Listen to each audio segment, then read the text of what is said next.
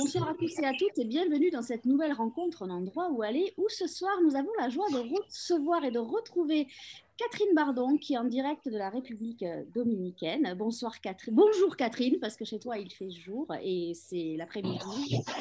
Oui, c'est le début de l'après-midi. Bonsoir à toutes et à tous. Bonsoir. Alors aujourd'hui, c'est la sortie de ton roman Un invincible été, le dernier tome de la saga des Déracinés. Pour t'interroger ce soir, on part à Toulon, où on retrouve Laurence Thomas de la librairie Charlemagne. Il y a aussi 4 librairies partenaires ce soir.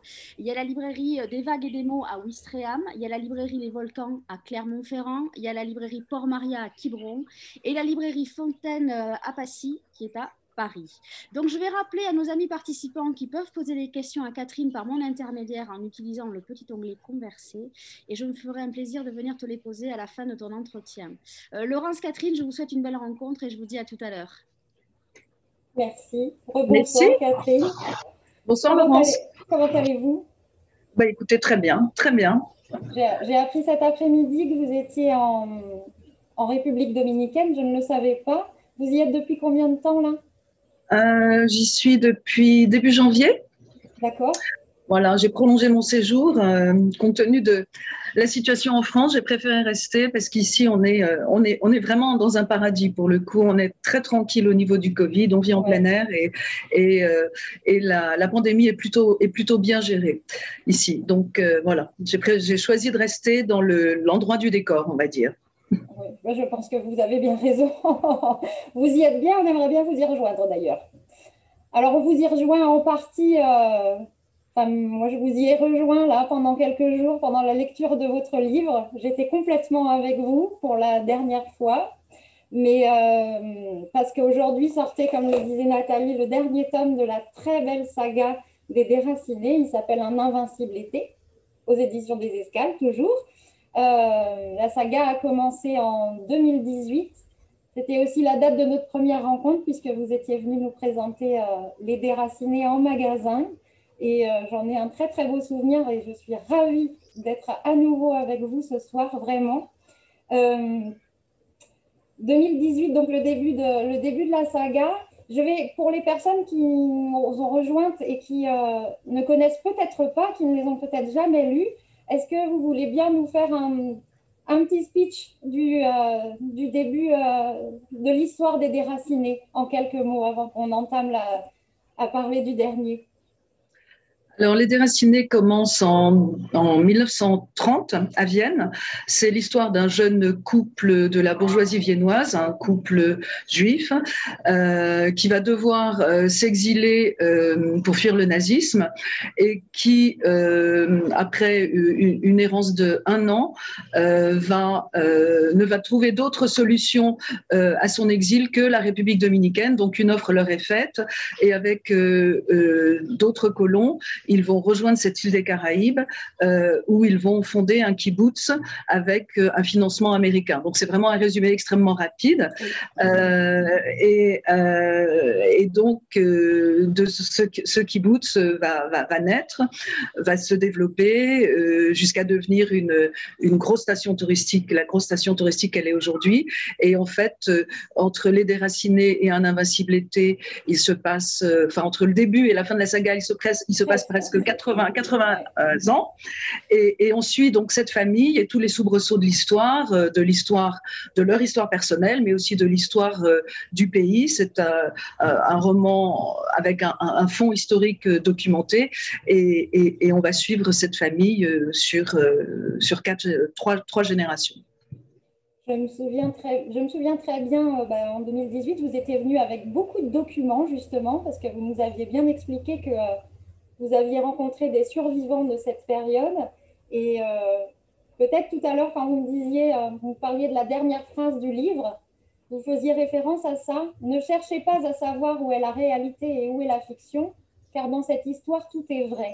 À part les personnages, dans cette histoire, tout est vrai, aussi bien dans le premier volume avec l'arrivée des colons à Sosua en République dominicaine que à travers tous les événements que vont traverser nos héros, nos personnages, toute la famille, systématiquement, tout est parfaitement documenté. C'est effectivement, à part les personnages qui sont certainement inspirés quand même de personnes que vous avez rencontrées, tout est vrai. Oui, effectivement, c'est une histoire au départ qu'on m'a racontée, c'est-à-dire que j'avais rencontré un des pionniers de cette histoire il y a une trentaine d'années qui m'a raconté sa propre histoire et de fil en aiguille, de rencontre en rencontre, de recherche en investigation, en interview, etc.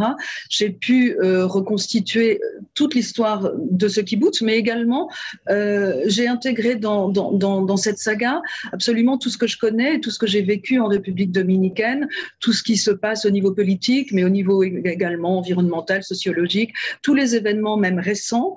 Et les personnages qui sont effectivement fictifs sont en fait des mosaïques. Ils sont composés de tas de facettes de personnages ayant existé. Donc, à eux seuls, bien des personnages, mais chaque personnage représente ou raconte des choses qui ont réellement existé. Voilà.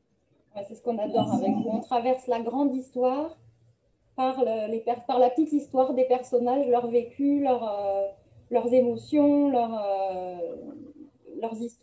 histoires. Quand vous avez démarré la saga, je me souviens quand on s'est rencontrés, donc vous étiez en train d'écrire la suite. Vous ne savez pas qu'il allait y avoir une suite. Vous pensiez qu'il y en aurait 4 ou pas du tout? Vous êtes laissé embringuer par vos personnages? Est-ce qu'ils vous ont tiré? Oui, bah, l'écriture, c'est quelque chose d'un petit peu mystérieux et de peu prédictif, je dirais en tout cas en ce qui me concerne. Donc, au départ, j'avais bien imaginé deux volets, en tout cas 2 versants. Je voulais avoir la voix du père, donc dans Les Déracinés, puisque c'est écrit par le héros masculin. Et puis, je voulais, dans un deuxième temps, avoir la voix de la fille, de l'enfant, puisque j'avais rencontré des gens de cette deuxième génération, et que je voulais aussi raconter leur histoire vue par les yeux de ceux qui étaient nés sur place. Et donc, je voulais avoir un regard différent, un regard plus jeune peut-être, et puis qui fasse écho au regard du père. Et donc, j'avais donc dans l'idée d'écrire effectivement un deuxième volume. Mais quand j'ai commencé l'écriture de ce deuxième volume, il y a des choses qui me sont apparues comme une évidence, notamment dans l'américaine où j'ai traité le questionnement existentiel de cette deuxième génération, le passage de la vie d'enfant ou d'adolescent à la vie de femme, le rapport à la mère. C'est quelque chose qui m'a questionnée au moment de l'écriture et je me suis dit que c'était suffisamment intéressant pour que le parcours de cette jeune fille qui devient une femme, c'est-à-dire ces 6 ans d'apprentissage, fasse l'objet d'un roman à part entière.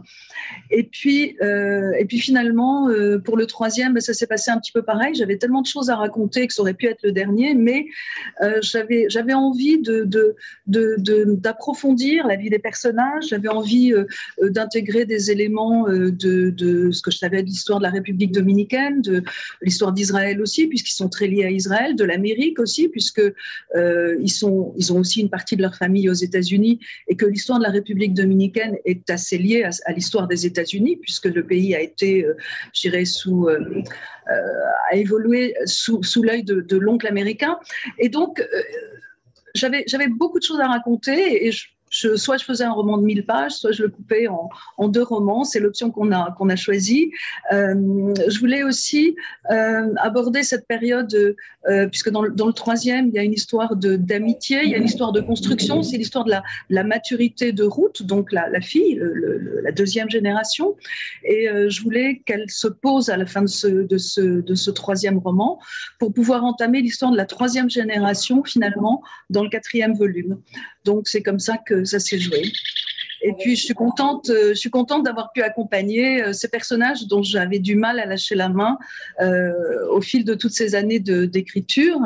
Et finalement, ce sont aussi les lecteurs qui m'ont beaucoup aiguillé là-dessus, puisque ils avaient toujours envie. J'ai eu pas mal d'échanges de courriers avec des lecteurs. J'ai eu beaucoup de rencontres également, et je me suis rendu compte à quel point ils étaient attachés, comme moi, à ces personnages, et comme ils avaient envie de les accompagner un petit peu plus longtemps. Donc, c'est comme ça qu'on passe finalement d'un projet de 2 romans à une quadrilogie. C'est super.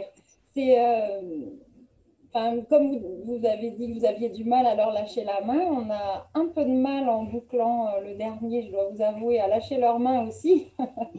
Bon, on va s'y faire, mais c'est pas facile. Comme vous le disiez tout à l'heure, le 4e tome, c'est la 3e génération.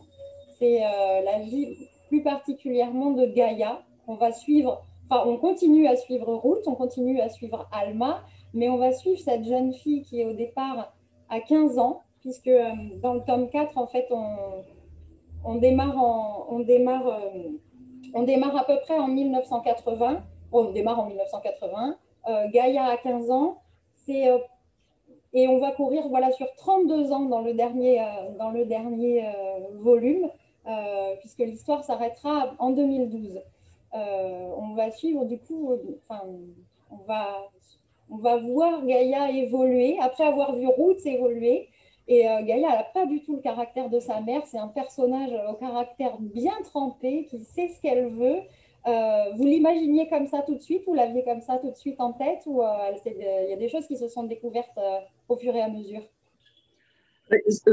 C'est effectivement le 4e volume, c'est aussi ça tourne autour de ce trio de femmes, donc de ces 3 générations, puisqu'on suit Alma, on va suivre Alma jusqu'à ses 101 ans, on va suivre Ruth qui jusqu'à ses 70 ans à peu près, et donc la 3e génération, Gaïa.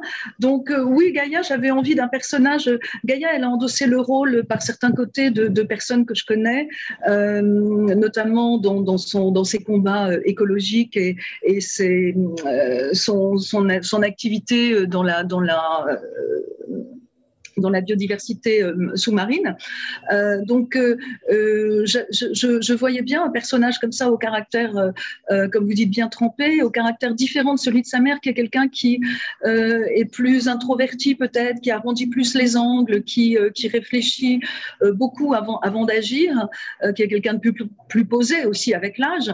Gaïa, elle a plus le caractère de sa grand-mère. Elle est, c'est quelque chose, c'est une personne incandescente, plus que sa mère sans doute, mais elle a besoin de sa mère pour se construire comme ça aussi. Donc voilà, c'est trois femmes, 3 générations, 3 caractères différents, mais elles ont besoin les unes des autres pour grandir, pour évoluer, pour aboutir, pour aller là où elles doivent aller. Et d'ailleurs, il y a des rencontres entre Alma et Ruth qui sont très intimes, comme il y a des rencontres entre Alma et Gaïa qui sont de l'ordre de l'intime, et des rencontres fille-mère, Ruth, Gaïa aussi. Je ne veux pas raconter trop le livre, mais effectivement, elles vont avoir des chemins un peu initiatiques ensemble. Voilà, à 2, à 3. Oui, je dirais presque leur fusion est très très belle. Il y a une émotion toute particulière dans ce volet. Dans le premier, on avait une grande histoire de couple, une histoire d'amour entre Alma et Willem, qui était un couple très fusionnel. Là, dans le dernier, on a vraiment moi, il m'a beaucoup touchée pour ça. Est-ce que Ruth devient une femme très tendre, qui sait reconnaître les qualités des gens, qui se voit toujours à travers elle se compare beaucoup à sa mère. Elle est très différente et elle se demande souvent comment Alma réagirait. Alma réagirait mieux que moi, elle ferait ça mieux. C'est quelqu'un qui... je ne sais pas si elle manque peut-être un peu de confiance en elle, et pourtant c'est une femme très accomplie. C'est le personnage... Alors, il y a Gaïa, effectivement, il y a la fusion de des 3 personnages, des 3 générations, et Ruth, on sent dans celui-là, vous avez une tendresse pour elle qui est... Et pour Alma, mais pour Ruth, dans celui-ci, on a senti, moi j'y ai senti beaucoup d'amour pour elle et ce personnage qu'on suit depuis le début, elle, presque. Hein. Oui, elle a grandi à l'ombre d'une mère un peu imposante.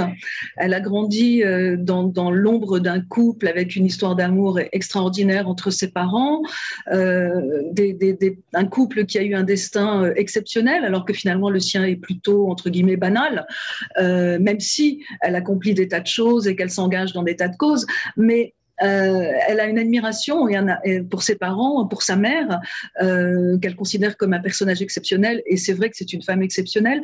Et elle a un petit peu de mal parfois à ne pas se comparer, ou en tout cas à ne pas chercher son avis, à ne pas s'appuyer sur elle. Je crois que c'est important, une mère, et puis elle sait avec le temps que sa mère va disparaître. C'est une fatalité, et c'est quelque chose qu'elle doit intégrer et avec lequel elle doit apprendre à vivre aussi, puisque elle sait que dans un avenir relativement proche, au fur et à mesure qu'on s'avance vers la fin du livre, elle n'aura plus cet appui-là, elle n'aura plus cette tendresse-là, et elle sera seule. Et je pense que la disparition des parents, c'est toujours quelque chose de compliqué à gérer, surtout quand on a été comme elle, un enfant qui a été élevé dans une bulle de tendresse, de liberté, d'amour exceptionnel. Donc effectivement, il y a tout ça chez Ruth. Et puis, il y a aussi la complexité de sa relation avec ses enfants, et notamment avec sa fille, puisqu'elle veut... Une relation avec sa fille qu'elle a avec sa mère, elle n'a pas une fille. Sa fille est pas elle aimerait être le même modèle, mais elle sent bien aussi que sa fille, par certains côtés, lui échappe et écrit son propre destin toute seule. Donc, voilà, c'est effectivement une vraie tendresse pour Ruth. Mais si vous me demandiez lequel de ces trois personnages je préfère, je crois que je serais incapable. C'est comme une mère qu'avec ses enfants. Je suis incapable d'en préférer un, parce que ces trois femmes, pour moi, ce sont comme des amis, comme des enfants. J'ai du mal à dire celles que je préfère. Bon, elles sont chacune dans leur époque différente, mais elles ont des engagements qui me paraissent forts, intéressants, que j'aurais aimé avoir pour certains. Donc, je ne saurais pas dire laquelle je préfère en réalité. Et Ruth, quand l'histoire commence, elle a 40 ans. C'est quand même un peu l'âge où on commence à regarder derrière soi ce qu'on a fait. Ah non, je ne suis pas d'accord avec vous. Non, pas vraiment. À 40 ans, la vie, la preuve, sa mère est là pour le lui montrer. Attention, la vie n'est pas finie, mais on commence à regarder le chemin parcouru. La vie lui réserve encore beaucoup de surprises. Surtout qu'avec le troisième tome, on sait qu'elle va avoir un enfant un petit peu, entre guillemets, sur le tard. Un enfant qui n'était pas attendu. Donc, ça la rajeunit, tout ça. Non, je pense qu'elle sent qu'elle a encore beaucoup de choses à accomplir quand elle regarde sa mère. Et puis, au vu des événements qui leur arrivent, au vu de l'actualité qui les interpelle à chaque moment, que ce soit une actualité qui vienne d'Allemagne quand on va parler de la restitution des tableaux, que ce soit une actualité qui vienne d'Haïti quand un séisme meurtrier anéantit la moitié d'île voisine. Enfin, il y a toujours des choses qui la remettent en selle et qui font qu'elle se remet en question et qu'elle va finalement parfois même au-delà de ce qu'elle pensait pouvoir accomplir. Donc non, effectivement, elle commence à 40. Le livre commence, elle a 40 ans, mais elle a encore plein de choses à réaliser, et elle en est bien consciente. Elle est bien consciente aussi qu'elle n'est pas complètement... il y a quelque chose un peu en elle d'une éternelle adolescente, c'est-à-dire jusqu'à cet âge-là, elle n'a pas encore complètement écrit sa vie de femme, c'est clair. Alors, il y a sa relation avec Gaïa, mais il y a aussi, c'est une vraie mère juive. Elle a ses fils qu'elle voudrait garder par-dessus tout avec elle. Bon, raté, parce que David, lui, il s'en va aussi aux États-Unis. Pas de chance. Vivre sa vie également. Elle est, elle voudrait avoir la vie de sa mère, mais ma foi, elle a des enfants un peu plus indépendants. Thomas, lui, Thomas reprend l'entreprise familiale, donc ça, c'est un grand bonheur pour elle. Et Alma aussi, Ruth, j'ai confondu. Ruth, c'est aussi celle qui m'a semblé être la plus à la recherche de ses racines. On a dit, c'est une famille d'exilés. Et Ruth, elle se cherche depuis qu'elle est jeune fille. Elle a vécu, elle a fait ses études aux États-Unis, mais elle est partie en Israël, vivre dans un kibbutz. Un des fils conducteurs, c'est quand même l'histoire de sa mère jeune à Vienne. J'en dirai pas plus, mais elle aimerait bien savoir, elle aimerait bien retrouver la trace de la jeunesse, une trace de la jeunesse de sa mère. Elle est en perpétuel un besoin de connaître ses racines pour pouvoir avancer et continuer. Ben, c'est certainement des trois générations celle qui a le plus de mal à se définir, puisque on le voit dans l'américaine, c'est une dominicaine blonde aux yeux bleus, donc personne ne pense qu'elle puisse être dominicaine. Elle est née dans une île des Caraïbes. La langue maternelle, c'est l'allemand, mais elle a été éduquée en espagnol. Sa mère ne parle pas aussi bien l'espagnol qu'elle, forcément. Elle garde un accent un peu rugueux, donc et puis il y a toute l'histoire de ses parents, il y a toute cette difficulté de la deuxième génération après l'Holocauste à apprivoiser, à intégrer, à digérer l'histoire des parents, des grands-parents qu'elle n'a pas connus.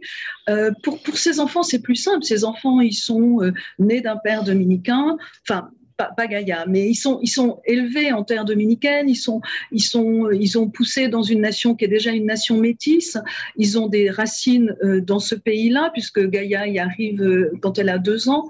Donc c'est plus facile pour eux, c'est plus facile de se définir, c'est plus facile de se construire un avenir, même si pour certains, ils passent par les États-Unis, parce que ils ont moins cette revendication par rapport à l'histoire des parents. Je pense que c'est ça qui écartèle en permanence Ruth, et c'est ça qui fait que elle a toujours un œil vers l'Allemagne, un œil vers l'Autriche, surtout qu'elle va vouloir retourner en Autriche. Elle va vouloir retourner en Autriche avec sa mère, parce qu'il y a quelque chose qui n'est pas complètement écrit. Si elle s'imagine qu'il y a quelque chose qui n'est pas complètement écrit si elle ne fait pas ce voyage-là. Les enfants, la deuxième génération, j'ai fait des choix pour eux qui sont différents, c'est-à-dire que effectivement, il y en a un qui va partir vivre aux États-Unis, comme dans beaucoup de familles dominicaines. Les enfants sont éduqués aux États-Unis et souvent restent aux États-Unis pour travailler. Il y en a un qui va faire le choix de la terre, et ça c'est important aussi, parce que ça, c'est un peuple qui est très tourné vers la terre, l'agriculture, l'élevage, et c'est l'histoire de sa famille. Et puis il y en a une qui va s'impliquer dans le développement du pays, dans le développement au niveau écologique, touristique, et donc ce sont des choix qui sont aujourd'hui opérés par des jeunes dominicains, donc c'est des choix de leur génération, et je pense que c'est plus facile pour eux. Je suis embêtée par un moustique. Là. C'est des choix qui sont plus faciles pour eux que peut-être ne l'a été le choix de vie qu'a fait Ruth, qui avait, elle, beaucoup de chemins qui s'ouvraient à elle. Et d'ailleurs, quand j'avais discuté avec des gens de cette deuxième génération, ils me le disaient, qu'ils avaient été en Israël, qu'ils avaient hésité, que c'était pas si clair que ça pour eux, que même nés dans ce pays, c'était ici qu'il fallait qu'ils vivent leur vie. Donc c'est aussi un reflet de ce que j'ai pu entendre, de ce qu'on a pu me confier sur le mal-être de cette deuxième génération. Oui. Vous faites dire à Alma, d'ailleurs, il faut que je le retrouve, une citation latine, ubi bene ibi patria, où tu te sens bien et ta demeure. Et n'importe qui, c'est plus difficile de trouver là où ils se sentent bien. Alma, oui, Alma, elle résume tout très bien. Oui, c'est une maxime qu'Alma a fait sienne, parce qu'elle n'avait pas forcément le choix, d'ailleurs, de l'endroit où elle allait faire sa vie. Mais comme c'est quelqu'un de résolument optimiste, elle a décidé, c'est elle qui avait décidé son mari à rester finalement dans l'île, et finalement, elle est heureuse de ce choix qu'elle a fait. Elle se rend compte qu'avec la famille qui grandit, les générations qui se succèdent, c'était un choix juste, un bon choix. Et Alma, effectivement, elle se sent bien là où elle est, au moment où elle est heureuse du moment qu'elle vit. C'est quelqu'un qui est très ancré dans chaque seconde qu'elle vit. Elle est extrêmement positive, et c'est quelqu'un qui est quasiment indestructible. Oui, elle se relève de tout. Elle est invincible. Alors, on n'en a pas parlé du titre, mais on va en parler maintenant, du coup. Vous ouvrez et vous fermez votre livre par une citation d'Albert Camus. J'aimerais bien savoir ce qui vous l'a inspiré, cette citation. Est-ce que c'est l'invincibilité d'Alma ou des autres personnages? J'essaye juste de voilà. Au milieu de l'hiver, j'apprenais enfin qu'il y avait en moi un été invincible. Alors, au début, c'est un été à l'invincible, à la fin, c'est un invincible été, mais le sens est le même. vous pouvez nous en parler? Qu'est-ce qui vous l'a inspiré, cette citation? Est-ce que vous allez la chercher?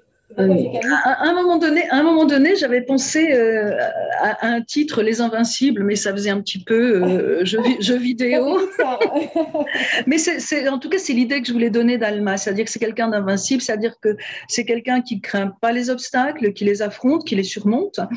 Et j'avais cette idée d'invincibilité d'Alma, comme de cette force, de cette force, pas seulement d'Alma d'ailleurs, parce qu'on pourrait parler de son ami Marcus, qui a suivi le même itinéraire qu'elle finalement, sont des gens qui ont été extrêmement forts, qui ont dominé et construit leur vie d'une façon exceptionnelle, en faisant fi des obstacles et malgré les drames.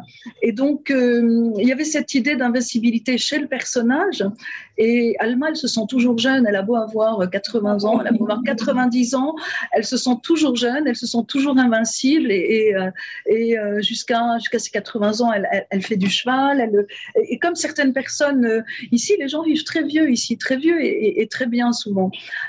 Donc, il y avait ça. Et puis, il y avait l'idée de cette invincibilité, parce qu'en République dominicaine, l'été, il est invincible, le soleil, il est implacable, sauf aujourd'hui où on a un peu de nuages et un peu de pluie. Mais c'est aussi l'idée de ce pays qui est le pays des invincibilités. Voilà. Et du coup, Camus, ça tombait sous le sens ou c'était pour la citation spécifiquement? Oui, parce qu'elle m'a vieilli. C'est même plus l'automne. Là, on arrive dans l'hiver de sa vie. Et malgré tout, dans l'hiver de sa vie, elle voit toujours un invincibilité. Elle voit toujours des choses à faire. Elle voit toujours des causes à soutenir. Elle a toujours des avis à donner sur beaucoup de choses. Voilà. Donc, ça m'a semblé, oui, effectivement, une évidence. Ça s'applique tellement bien au personnage que c'était un choix évident pour moi. Et puis ça recouvre, comme je vous le disais, plusieurs sens. Oui. Alors, cette citation, ce n'est pas la seule. Il y en a un certain nombre dans le livre. Le personnage qui préfère faire des citations, c'est Arturo. Il en offre... Vous m'entendez? Oui, je vous entends. Oui, lui, c'est... son compagnon régulièrement. Vous êtes comme lui? Non, pas du tout, mais je trouvais ça, lui, c'est un artiste, il est passionné de cinéma. Avec Ruth, dans les années 60, ils ont fréquenté tous les cinémas du village. C'est un vrai cinéphile et il a ce tic, voilà, d'émailler ses conversations de citations de cinéma, de répliques de cinéma. Donc c'est un petit tic, ça me rendait pour moi le personnage sympathique, et puis ça disait son côté toujours gai, toujours optimiste et toujours un peu bout en train. C'est comme ça que je vois Arturo, donc ça lui allait bien, voilà. Mais moi non, je suis pas très forte en citation cinématographique. C'est un personnage attachant aussi, Arturo. On le rencontre au début de l'Américaine, quand Ruth part vivre aux États-Unis. Et elle part faire ses études aux États-Unis. Il devient son grand complice, son meilleur ami. Ils ne se lâchent pas la main ils vont aussi, même s'ils sont loin, puisque Arturo, lui, vit aux États-Unis. C'est un petit peu à travers ses yeux, à travers ceux qui restent aux États-Unis qu'on voit tout, qu'on voit les événements, qu'on voit à travers chacun des tomes de la saga.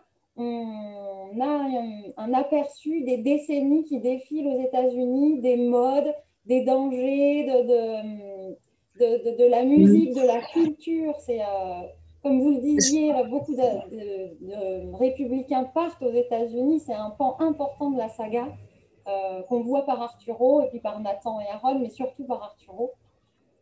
Oui, effectivement, en République dominicaine, je vous l'ai dit, donc beaucoup de jeunes font des études aux États-Unis, voire s'y établissent. La culture, par certains côtés, est très américanisée. Les États-Unis sont un partenaire économique et politique extrêmement important, puisque, dans l'américaine, par exemple, j'explique la guerre que font les Américains, puisqu'ils débarquent en République dominicaine pour stabiliser le régime et pour lutter contre les communistes. Donc, c'est vraiment une mainmise culturelle forte, culturelle, économique, politique des États-Unis. Et donc Arturo est l'Américain de la famille Soteras. C'est le garçon qui s'est pas lancé qui n'a pas repris les affaires familiales. C'est un artiste. Et c'est vrai que la scène artistique est certainement pour lui beaucoup plus intéressante aux États-Unis, où il va faire sa vie, qu'en République dominicaine, surtout dans les années 70-80. Maintenant, ce serait un petit peu différent, mais dans ces années-là, la scène culturelle était relativement réduite ici. On va repartir, si vous voulez bien. On retourne en République dominicaine. On va parler du pan écologique du dernier ouvrage, à travers les yeux de Gaïa. Alors, on n'en a pas parlé là ce soir, je pense que les gens qui nous regardent le savent. Vous êtes une spécialiste de la République dominicaine. Vous avez vous-même écrit des guides touristiques. Est-ce que vous constatez le même changement que Gaïa à travers et que Gaïa Route et les autres au fil des décennies? Parce que ça fait longtemps que vous connaissez la République dominicaine. Est-ce que vous avez vu les changements écologiques, touristiques, les changements? Oui, alors, en fait, je décris cette déferlante touristique qui démarre dans les années, avec les ouvertures des aéroports, notamment sur la côte, qui démarre dans les années 90. C'est vraiment une déferlante au niveau du tourisme et ça change le visage du pays, puisque le tourisme devient une ressource essentielle pour le pays. Donc, avec cette manne économique, cette manne financière, mais pour les emplois également, mais également tous les travers du tourisme. Ça va de la prostitution, par exemple, dont je parle, et dont Sosua, malheureusement, s'est fait une spécialité, à des préoccupations sur les constructions, le retraitement, le traitement des ordures, le retraitement des déchets, etc. Et puis, il y a tout le versant aussi complexe des effets du changement climatique, puisque la République dominicaine est un des pays les plus affectés par le changement climatique, notamment par ses côtes, mais aussi par le climat qui a beaucoup changé en 3 décennies. Donc, beaucoup plus de pluie, beaucoup plus de cyclones, beaucoup plus d'inondations, mais aussi des côtes qui se redessinent, par exemple, et puis des préoccupations aujourd'hui qui sont quand même extrêmement fortes au niveau de l'écologie, du respect de la nature, avec la création de parcs nationaux, avec la création, comme on le voit dans le roman, d'un espace de protection pour les baleines. Voilà, donc c'est là-dedans que Gaïa va s'impliquer, parce que c'est un combat de sa génération, et vivant dans un pays, dans une zone, en plus dans une région éminemment touristique, elle prend de plein fouet les conséquences du tourisme, et elle va s'attacher justement à livrer des combats pour développer les bonnes pratiques, pour développer les lieux touristiques, pour notamment, par exemple, les bonnes pratiques d'observation des baleines, des choses comme ça. Voilà. Donc oui, effectivement, le pays a beaucoup changé en 30 ans à cause du tourisme. Vous avez pu côtoyer en République dominicaine des gens qui sont comme Gaïa, qui essayent qui essaye de faire ce qu'il faut pour préserver. Oui, plus que ça, puisque Gaïa, elle endosse finalement le rôle d'une personne que je connais, qui, quand je vous disais que tout était vrai, c'est-à-dire que les personnages sont vraiment des mosaïques de personnes que je connais. Donc effectivement, Gaïa, c'est sur cet aspect-là la réplique d'une militante écologiste, pardon. D'accord. Très bien. Qu'est-ce que je voulais vous demander? Je ne sais plus. Je me suis perdue. Je me suis perdue avec l'écologie. Ah oui, je voulais vous demander quelque chose que j'ai noté. Une petite phrase étonnante. Je change complètement de sujet. On peut revenir à l'écologie après, ce n'est pas un problème. À un moment donné, dans le livre, il y a un dialogue entre Alma et Ruth. C'est quand Ruth apprend à sa mère qu'elle a reçu 2 invitations pour partir à Vienne une d'Arturo et puis une autre, et elle est en train de dire à sa mère qu'elle aimerait bien y aller, et Alma lui répond, c'est amusant, non, quand le destin s'en mêle. Alors, c'est censé être parlé, mais vous n'écrivez pas quand le destin s'en mêle, mais quand le destin s'en mêle. Mhm. Dans une phrase, alors, dans un dialogue, pourquoi? Je me suis dit qu'il ne fallait pas qu'on finisse la rencontre sans que je vous pose la question. Je voulais absolument savoir. C'est amusant que vous ayez buté dessus parce qu'on s'est posé la question. Moi, je voulais l'écrire de façon normale. Mon éditrice a dit non, il faut l'écrire en italique parce que sinon, les lecteurs vont penser que c'est une erreur, une faute. Donc, le destin s'en mêle, mais le destin s'en mêle aussi en sens où, effectivement, il y a deux invitations qui arrivent en même temps de deux personnes différentes pour deux raisons différentes. Ruth est invitée à Vienne pour une première d'un ballet d'une part, et puis d'autre part pour une exposition. Donc, elle va, c'est conjointement, comme il arrive parfois dans la vie, des choses qui sont conjointes, qui arrivent conjointement, qui s'en mêlent et qui font que Ruth le voit comme un signe du destin pour effectivement succomber à cette envie, à cette tentation de Vienne qu'elle a très profondément ancrée en elle. Alors moi, je ne trouvais pas qu'il s'en mêlait le destin. C'est pour ça que j'ai buté dessus. Je trouvais qu'il faisait drôlement bien les choses, au contraire. Oui, mais Alma, elle a toujours le mot pour rire ou pour sourire. Elle est, voilà, donc, alors, je ne sais pas si ça se serait entendu au niveau du dialogue, mais à l'écrit, en tout cas, je pouvais me permettre de faire ce petit clin d'œil. Oui, clin d'œil reçu, en tout cas. Je voulais vous montrer quelque chose, parce que vous avez collaboré à l'adaptation. Alors, on ne voit rien, c'est à l'envers. Je suppose que vous voyez tout à l'envers, hein, mais c'est bien. Non, on le voit à l'endroit. Vous le voyez à l'endroit. C'est moi qui le vois à l'envers. L'adaptation en bande dessinée des Déracinés.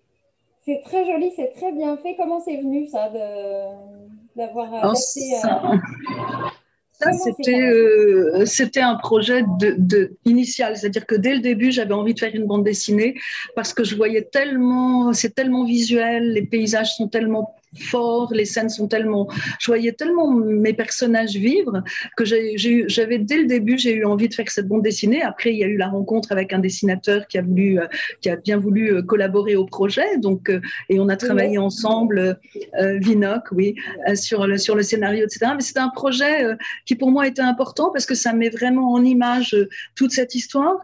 Et ce qui est important pour moi, c'est que je pense que ça peut amener de nouveaux lecteurs, peut-être plus jeunes, à découvrir cette histoire, cette page de l'histoire, puisque c'est une miette de l'histoire, mais c'est une miette de l'histoire de la Seconde Guerre mondiale, et qui mérite d'être connue, parce que c'est aussi ce qui a forgé le destin, peut-être d'une partie de ce pays, la République dominicaine. C'est quand même quelque chose d'assez intéressant historiquement, donc je voulais que le plus grand nombre y ait accès, et je me suis dit que peut-être la bande dessinée permettrait ça.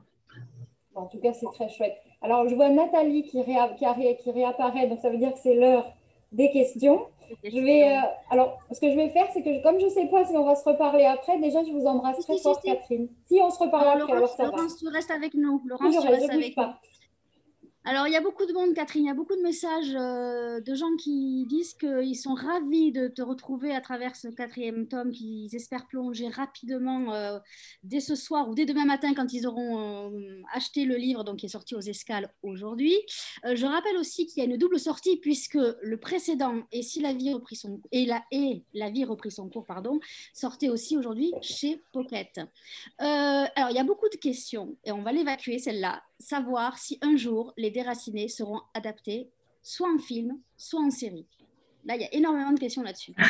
Je sais, c'est une question qu'on me pose régulièrement. Je dirais que la bande dessinée est un embryon de réponse, c'est-à-dire que effectivement, c'est tellement visuel, c'est tellement une épopée qu'on imagine très très facilement le film ou la série. Maintenant, la réponse, elle m'appartient pas. Il faut que des producteurs s'y intéressent. Il faut que ils achètent les droits. Donc, c'est toute une infrastructure, tout un processus que je maîtrise pas ça complètement, pas du tout même, mais j'espère que la bande dessinée est un premier pas vers une adaptation. J'adorerais ça, je trouverais ça formidable. En plus, là, en République dominicaine où je suis aujourd'hui, il y a 4 tournages qui se passent en même temps. Ça va de la télé-réalité française à la série HBO au long métrage. Donc, on est dans la péninsule de Samana où je suis sur 4 tournages. Donc, c'est un pays extrêmement facile pour les facilités techniques, etc. Ce serait formidable de tourner ici. Donc, oui, j'espère. On pourrait faire une pétition, peut-être. Alors, il y a des questions aussi sur ton travail de recherche et Frédéric a cette question parce qu'il trouve que le balayage d'un siècle est quand même incroyable sur l'histoire. Est-ce que tu t'es fait aider par des historiens ou c'est toi, parce qu'on sait que ta première formation, tu es journaliste, est-ce que c'est toi qui es allé investiguer et chercher tout ça toute seule? Non, c'est moi qui cherche effectivement toute seule, avec des lectures, hein, donc des lectures éventuellement d'historiens, avec beaucoup de presse, j'ai été aussi pas mal dans les archives nationales dominicaines, que je connais bien maintenant. Non, avec Internet aujourd'hui, c'est quand même un formidable outil. On peut correspondre avec beaucoup de personnes à l'étranger, on peut avoir accès à énormément de documents. J'ai pas fait œuvre d'historienne, hein, c'était pas l'objectif, mais j'ai voulu effectivement émailler la saga et aussi ce dernier volume des événements importants qui nous ont tous marqués. La chute du mur de Berlin, la chute des tours jumelles, enfin des choses qui sont du domaine de l'histoire qui appartiennent à tout le monde. Donc voilà, c'est aussi un goût que j'ai, c'est-à-dire que j'aime bien planter les personnages dans un décor culturel, historique, social, avéré, parce que ça leur donne de la densité et de la réalité, en fait. Alors moi, j'ai une question particulière. Tu as évoqué le fait qu'on t'a raconté cette histoire. Est-ce que maintenant que ça se clôture, que la saga se clôture, est-ce que tu as ce sentiment d'avoir bien passé? Est-ce que la transmission, pour toi, est réussie? Je pense que oui, parce qu'en tout cas, beaucoup de personnes, je crois que l'immense majorité des lecteurs ont découvert cette histoire. Je pense que oui aussi, parce que récemment, j'ai eu l'occasion de rencontrer des personnes vivant à Sossois. On est en train de préparer un documentaire pour Arte. Et donc, l'équipe d'Arte est venue filmer. On a rencontré et on a interviewé des personnes de cette deuxième génération. Et ils se sont, malheureusement, le livre n'est pas traduit en espagnol, mais ils se sont complètement appropriés l'histoire du livre, le fait que le livre existe. Certains l'ont essayé de le lire, même avec un français balbutiant. Donc, ils se sont reconnus pour certains, et c'est normal, puisque j'ai puisé dans leur passé, dans leurs histoires communes. Ils se sont reconnus dans des épisodes, dans des anecdotes. Et donc oui, je pense que ici aussi, on s'approprie bien ce roman et cette saga. Alors Jean-Pierre demande qu'est-ce qu'il y a de Catherine Bardon dans ses romans, dans ses personnages? On met toujours un peu de soi dans ces personnages, hein, ou dans ces romans. Je pense que d'abord, il y a ce pays que je connais bien et que j'aime. Il y a aussi des gens que j'ai rencontrés, comme je le disais pour Gaïa, par exemple, une militante écologique est une amie dont j'ai mis quelques ingrédients dans le personnage de Gaïa. Il y a aussi des préoccupations qui sont des préoccupations de tout un chacun. Dans l'américaine, par exemple, j'ai beaucoup travaillé sur la relation mère-fille.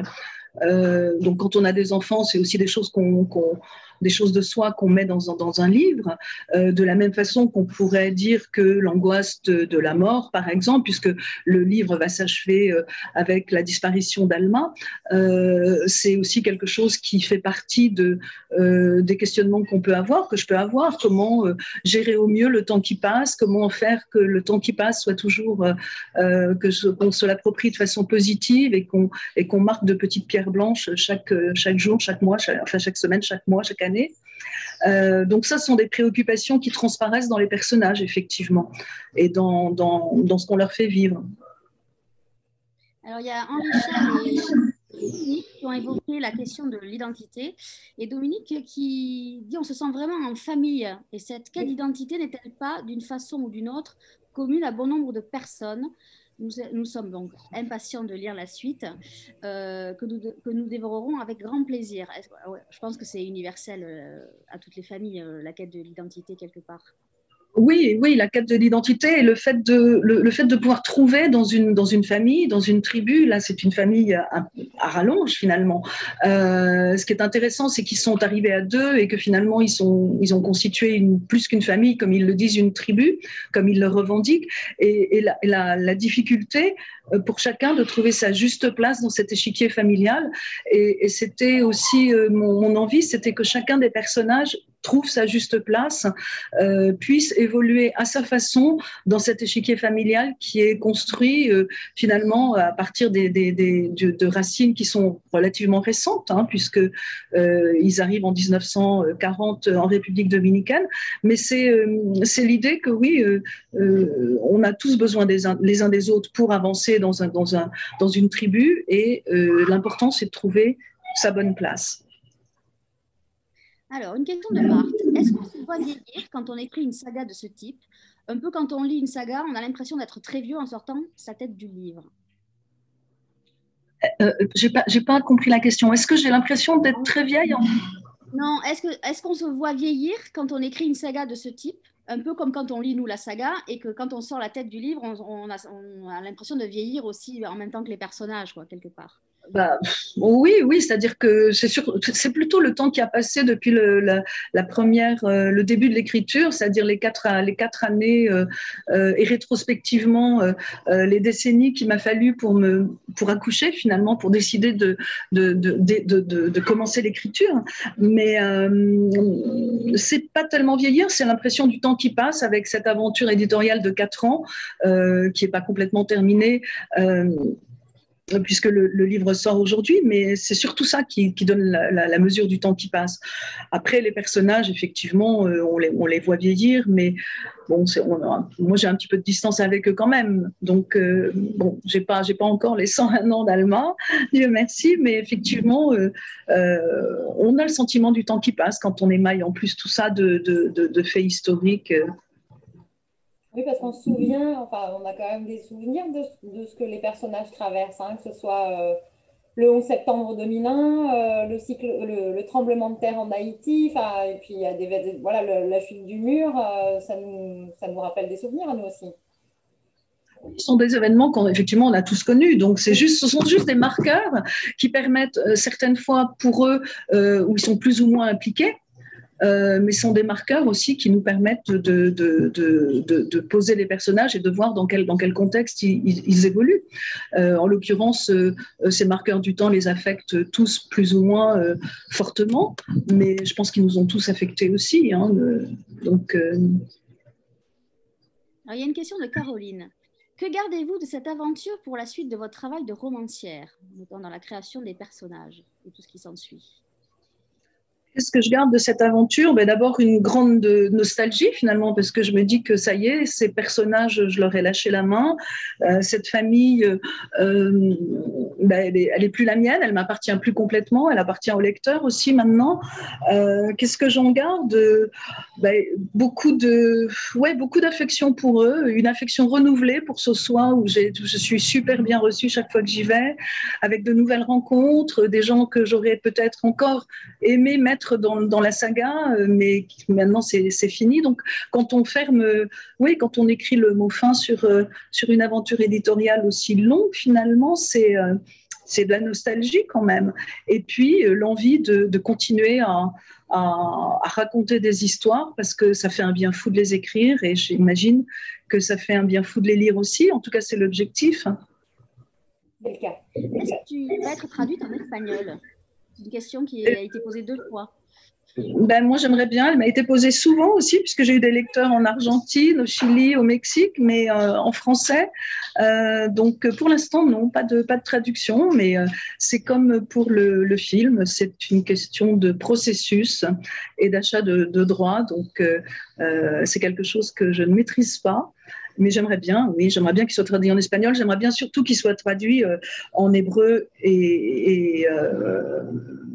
et en anglais également, parce qu'il y a beaucoup il y a une grande diaspora de cette communauté de Sosua, et notamment en Israël et aux États-Unis. Donc, des descendants, on en trouve aux États-Unis. Voilà. Alors, une question de Patrice, un 5e tome, est-il possible ou pas? On va clôturer cette question une bonne fois pour toutes. Catherine, est-ce qu'il y aura... Non, bah non. La saga se termine. Alors, la saga se termine en 2012, 2013. Elle se termine avec, bon, je sais pas, enfin, de toute façon, c'est une évidence, avec le décès d'Alma. Alma va mourir, elle est vieille, donc je pense que je spoile pas le roman en disant ça. Mais alors, pourquoi Alma va mourir à 101 ans? Il y a quelque chose de l'ordre du symbolique pour moi. C'est parce que le monsieur qui m'a raconté cette histoire, lui est mort à 101 ans. Donc j'avais envie je sais pas, de lui rendre une forme d'hommage en emmenant mon personnage principal, puisque finalement c'est Alma le personnage principal de l'ensemble de la saga. C'est elle qui fait le lien entre tous les volumes. J'avais envie de l'emmener jusqu'à cet âge canonique de 101 ans. Voilà, à chaque fois que j'en parle, c'est quelque chose qui m'émeut, d'autant plus qu'il n'y a pas longtemps, j'étais sur la tombe de ce monsieur.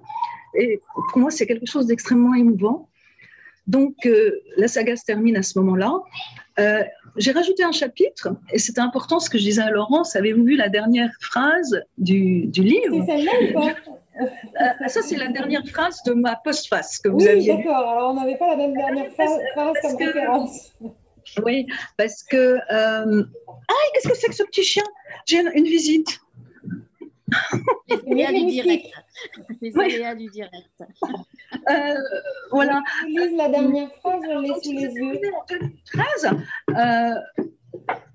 Ça se termine en 2013 et c'est en fait, quand on regarde la dernière phrase du livre, on va se rendre compte, je le dis peut-être parce que c'est pas évident, mais en tout cas moi ça me semblait aussi symbolique, on va comprendre qui a écrit toute l'histoire si on regarde la dernière phrase du livre, puisque la dernière phrase du livre est la première phrase des Déracinés. Les vraies ballerines peuvent enchaîner 20 pirouettes. Et donc, on va comprendre que c'est Ruth, finalement, qui a écrit toute cette histoire. Si on regarde bien. Et donc, j'ai bouclé une boucle. Donc, ça répond d'une certaine façon à la question. Non, il n'y aura pas... Attends, mais qu'est-ce que c'est que ce bébé chien? C'est pas à moi. Je suis désolée. Donc, on va comprendre en bouclant vraiment la boucle, avec une dernière phrase qui est aussi la première, qu'on ne peut pas aller plus loin. Et puis, de toute façon, Alma décédée, il n'y a plus de... l'histoire est terminée. Et puis, j'aurais peu de choses à raconter entre 2013 et 2021. Finalement, ce serait un... voilà. Je pense que j'ai tout dit sur les personnages. On sait ce qu'ils vont vivre, on les connaît bien, on voit comment s'inscrit leur vie dorénavant. Donc, voilà. Donc, c'est terminé. Pas de 5e volume. Il y a un message qui vient d'arriver en disant que chez les Juifs, on se souhaite une longue vie jusqu'à 101 ans. C'est vrai? On vient de... écoutez, je le savais pas, mais écoutez, c'est encore une des surprises que me réserve cette saga, c'est-à-dire qu'à chaque fois, j'ai des rencontres absolument merveilleuses, des coïncidences incroyables ou des surprises comme ça. Ça, je ne le savais pas, et ben c'est joli et j'en suis heureuse. Alors, il y a aussi beaucoup de questions sur la suite. On imagine que tu es en train d'écrire un autre roman. Et il y a une question d'Henri Charles par rapport à ça. Est-ce que c'est une libération de passer maintenant à autre chose? De laisser cette saga Oui et non, parce que j'ai pas dit mon dernier mot. J'aimerais tellement qu'il y ait une série ou un film. J'aimerais tellement qu'il y ait des traductions. J'aimerais tellement pouvoir travailler peut-être à d'autres formes d'adaptation du roman, parce que c'est quelque chose de. C'est pas juste une histoire, c'est pas juste un roman, c'est pas juste une saga ou une fresque. C'est un bout d'histoire qui nous appartient à tous et qui appartient à l'histoire aussi. Donc peut-être qu'il y aura d'autres choses autour des Déracinés, j'espère, je ne sais pas, mais j'ai du mal à me dire que ça y est, c'est vraiment terminé, même si, effectivement, je me suis impliquée dans l'écriture d'un nouveau roman. Je ne quitte pas la République dominicaine, qui est un pays dont on parle peu en littérature et qui pourtant le mérite bien. Donc, je passe à autre chose, mais je suis un peu dans les mêmes périodes. Je retrouve des ponts entre la saga et le prochain roman. Donc, finalement, je m'y retrouve. Voilà. Parfait. Alors, on va être pris par le temps. On va rappeler qu'Un Invincible été est sorti ce matin en librairie. Il est sur les tables de librairie de la librairie Charlemagne. Vous irez voir Laurence Thomas. Voilà, il est là. Donc, sorti aux Escales. Il y a la sortie poche aussi chez Pocket de Et la vie reprit son cours. Il est aussi disponible chez nos librairies partenaires. Donc, Des vagues et des mots à Ouistreham, à la librairie Les Volcans à Clermont-Ferrand, à la librairie Port-Maria à Quiberon et à la librairie Fontaine-Passy à Paris. Une dernière question, Catherine, est-ce que tu as la date de diffusion du documentaire dont tu as parlé tout à l'heure? Non, il vient d'être tourné, donc je pense que c'est à un horizon de 3 à 4 mois.